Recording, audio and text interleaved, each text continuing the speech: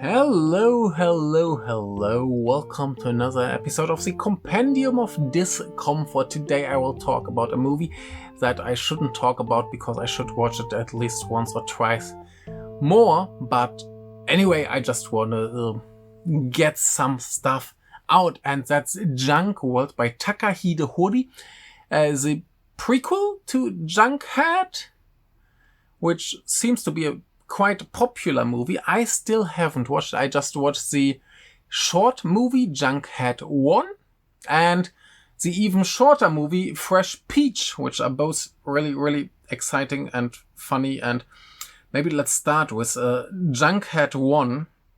It's in the future somewhere. We have... by the way, I could show you the pamphlet for Junkhead, the first movie. I haven't watched it yet, but I bought the pamphlet at the cinema. And basically, the idea is there's a kind of human that some creatures, let's call them that, find, and they feel like, oh my god, this is pretty much, at the end, let's put it in a new body, and it becomes this very cute robot. And basically the idea is that humans got the technology to change the bodies and stuff and live for a really, really long time. But because of that, they lost the reproduction function. And so they have this cute little robot which now follows them around and does stuff with them and doesn't really remember anything and gets in a lot of trouble. It's very similar to that manga Blame, if you know that.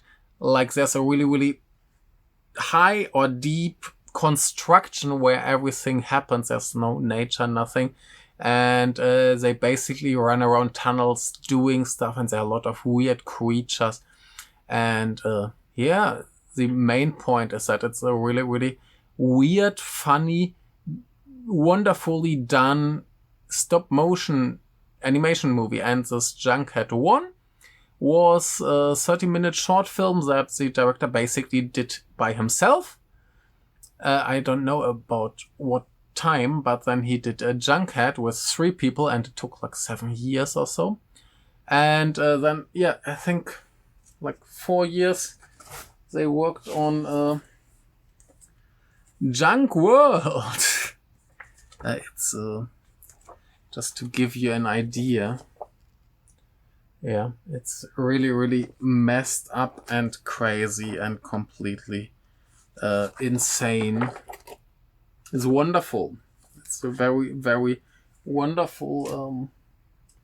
I got these stickers as well. Maybe gives you a little bit more of an idea what it looks like. And as far as I understand, this is the prequel, like 1,000-something years before. And here, it's very interesting. We get a story, or better, several variations of the same story.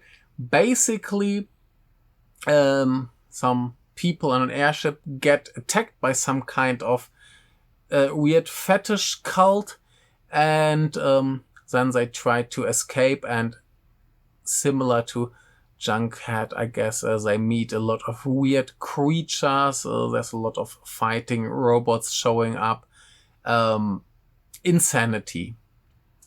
And that happens in several variations, which is really, really interesting. So just the storytelling is already completely insane, very weird, very crazy.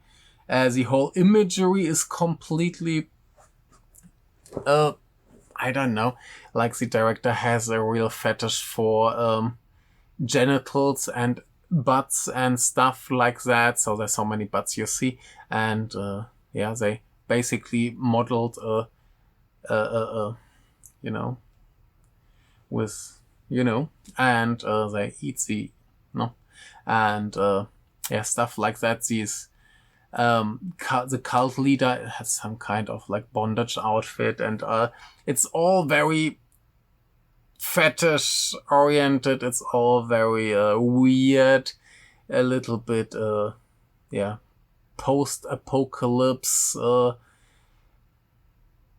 erotic fetish fantasy. I mean, it's a common theme that we have post-apocalypse with something more like fetish, like if you even just remember stuff like Mad Max. Mad Max 2 has, I remember there's this guy with this, where the pants basically, like the butt comes out and stuff. So it's nothing new to have post-apocalypse fetish stuff. And, it's just weirdness, insanity, like, I feel like they just put all their ideas they had into this one movie, just to make a point like, hey, with here it were 6 people who worked on it, we can do stuff that you can't do anyway else. So it looks so good. It's so well done. It's wonderfully animated. Sure, stop motion action is sometimes a bit weird, and even weirder is the voice acting here, because in the original Junkhead they don't talk, they just do like, and you have subtitles. And here there's a version like that as well, but they made a Japanese version and they didn't hire voice actors. They just were like, let's do it ourselves. And they're not particularly great voice actors. So someone joined me to watch those completely unprepared. And we're like, the voice actors are really, really, really awful. And by the end, we got used to it. So it's like Stockholm Syndrome. You spend so much time with these voice actors until you like them, I guess. I felt like it fits the charm of this stop motion weirdness stuff. Just so good. I don't really know how to describe it. The animation is fantastic. The designs are completely like original, crazy, like our little robot friend who looks like in Junkhead, but I'm not sure if it's the same one.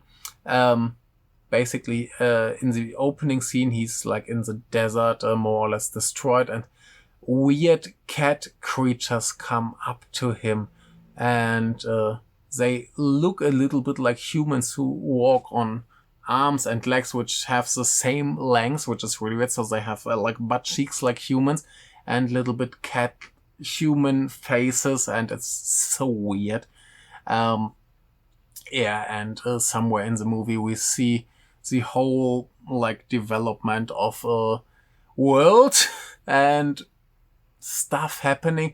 There's just so much in there, and I really, really was blown away by all the things that happen and how it happens, and I was just so confused. It's if Junkhead is anything like Junkhead 1, it's a very straightforward movie. It tells a very original story, but it's very straightforward. And here, it seems straightforward, but there's so many small details. Just we have 2 characters like military dudes, and one of them has some food on his face, and the other one takes it and eats it.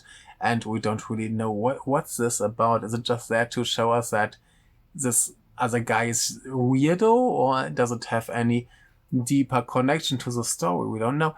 Or suddenly a character shows up, does stuff and disappears, and we don't really know what's that about. And that's when later we realize, oh my god, we see the same story in a different version or with more context. And that's super exciting, super interesting.